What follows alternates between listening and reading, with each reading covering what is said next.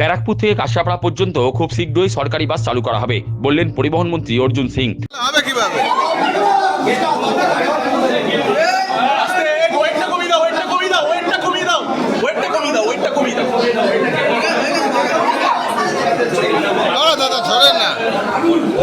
তৃণমূল জমানায় ব্যারাকপুর থেকে কাঁচাপাড়া রুটের 85 নম্বর বাস পরিষেবা পুরোপুরি মুখ থুবড়ে পড়েছে।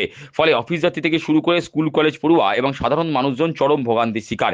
এবার শিল্পাঞ্চলবাসী যাতায়াতের সুবিধার্থে পরিবহন ব্যবস্থা সচল রাখার ক্ষেত্রে উদ্যোগী হচ্ছেন রাজ্যের পরিবহন ও শ্রমমন্ত্রী অর্জুন সিং। অতি প্রাচীন বাস রুটকে ফের তিনি চাঙ্গা করতে চাইছেন। শুক্রবার হালিশহর বাগমোড় রানী রাসমণি ঘাট রোডের কল্যাণ সংঘ ক্লাবে আধুনিক জিমের উদ্বোধনে এসে রাজ্যের পরিবহন মন্ত্রী অর্জুন সিং বলেন, ব্যারাকপুর থেকে কাঁচাপাড়া পর্যন্ত খুব শীঘ্রই সরকারি বাস চালু করা হবে। এই রুটে পুরোদমে বাস চলাচল পুনরায় শুরু হবে। কাঁচাপাড়া থেকে ব্যারাকপুরে ওই সরকারি বাস চালু করার ব্যবস্থা করছে।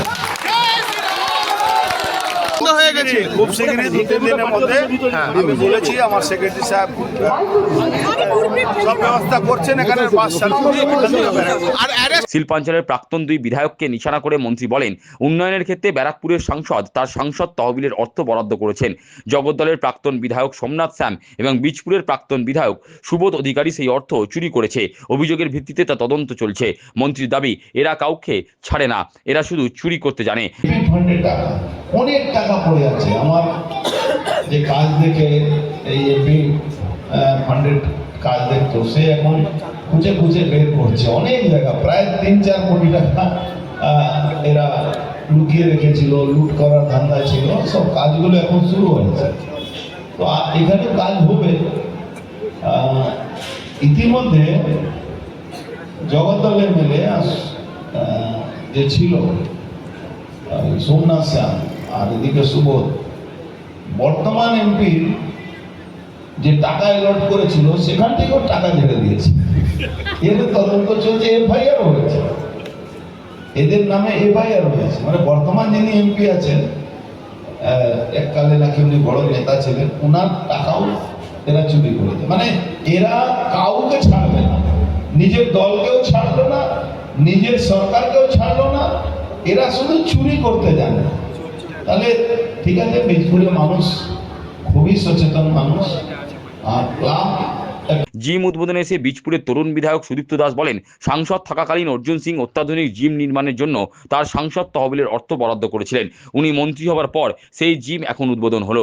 আসলে এখানকার ক্লাব কর্তা রত্নাকর থেকে বাল্মীকি হয়ে উঠেছেন। তার দাবি, শ্মশানে পরিণত বীজপুর এবার ফের সেজে উঠবে।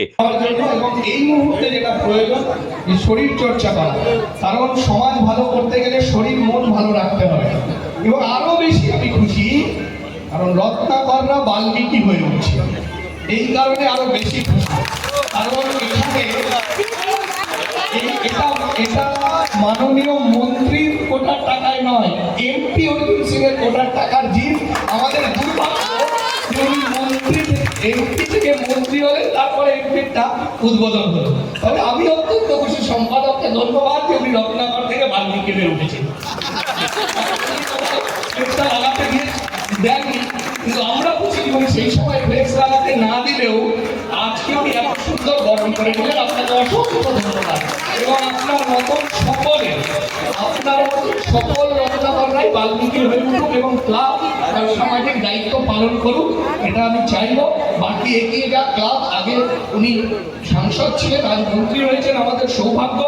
এবং ওনার এই স্নেহের ছাওয়ায় বীজপুর মানুষ হবে, বীজপুর সুন্দর আবার সেজে উঠবে। মানে যে মরা বীজপুর শ্মশানের শান্তি ছিল, সেই বীজপুর আবার হাসি কান্না, হাসি গান ফুলের ফলে ছেয়ে উঠবে। ওনার স্নেহের তলা থেকে এইটুকু আশা রাখবো।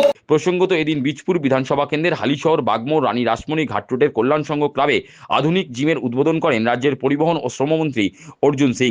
জিম উদ্বোধনী অনুষ্ঠানে হাজির ছিলেন বীজপুরের বিধায়ক সুদীপ্ত দাস ছাড়াও হাজির ছিলেন বিজেপির ব্যারাকপুর জেলার এক্সিকিউটিভ কমিটির সদস্য সন্তোষ রায়, প্রাক্তন পুরপ্রধান ও উপপুরপ্রধান যথাক্রমে রাজু সাহানি ও রাজা দত্ত, বীজপুর মণ্ডল 1 ও 2 সভাপতি যথাক্রমে তুষার দাস ও সজল কর্মকার।